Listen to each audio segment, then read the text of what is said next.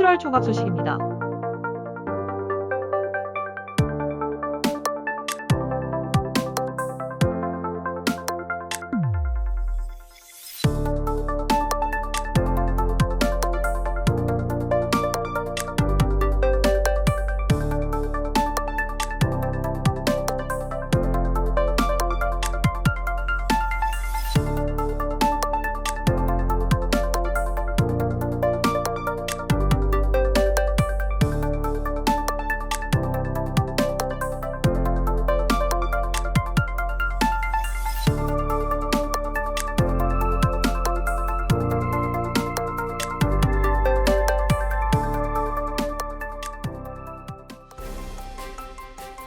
지난 1일 정책의원총회를 통해 일하는 국회법 법안 추진을 진행하였습니다. 지난 2일 한국감정평가사협회 간담회를 진행했습니다. 지난 10일 국회 가톨릭 신도위원회에서 21대 개원미사 집전을 했고 문정복 의원은 의원에서 간사로 임명됐습니다. 지난 13일에는 내화산단 대표 본부장과 면담을 가졌으며 같은 날 LH 중소형 10년 공공임대 아파트 연합회와 시흥시 지부 회장과 문정복 의원 면담을 가지고 제1차 운영위원회의까지 진행했습니다. 지난 16일에는 하중지구 공장대책위 간담회를 실시했습니다. 지난 21일에는 이모빌리티 간담회를 통해 문정복 의원은 이모빌리티가 교통수단을 보완해 획기적인 기술이라고 말했습니다.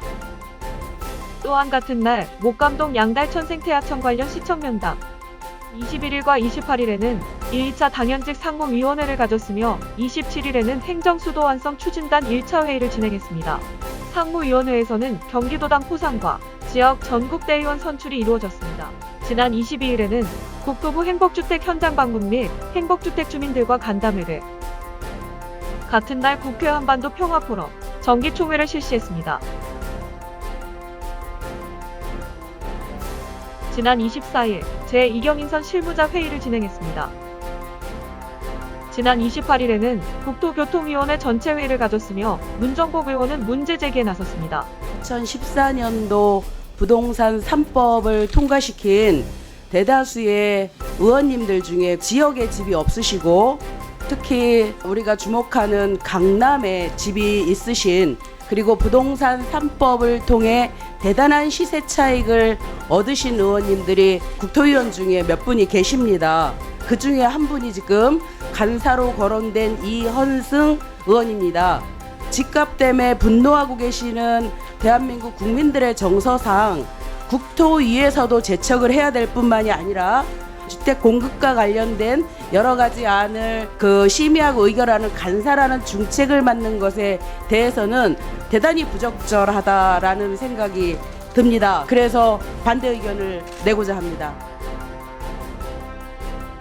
국토교통위원회 전체 회의에서 이루어진 문정복 의원의 발의는 김지법이 해당 상임에 의결이 되고 법안은 시흥시 원도심 개발에 큰 역할을 준다고 언급했습니다.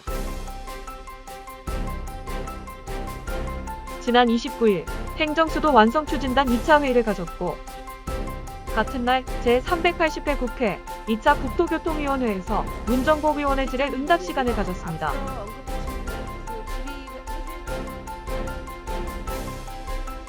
또한 업무보고에서 문정복 의원은 시흥광명특별지역 공공주택지구로 재지정 결의 시 사회적 문제로 제기되고 있는 부동산 시장 가격이 공공주택 공급을 통해 안정화되고 경제성이 떨어져 국가 철도망이 들어가지 못하는 개혁에 경제성을 확보한다고 했습니다. 하면서 굉장히 혼란스럽고 지금이라도 다시 개발했으면 좋겠다라는 의견들이 다수고요. 저는 이게 정부의 정책하고도 동떨어지지 않는다라는 그런 생각이 듭니다. 그래서 장관님 포함 국토부 직원들께서는 이 문제와 관련해서 굉장히 혼란스럽게 아직도 여진이 남아있는 상태이기 때문에 적극적으로 문제 해결을 위해서 좀 준비하셔야 된다, 검토하셔야 된다, 그런 말씀을 드리겠습니다.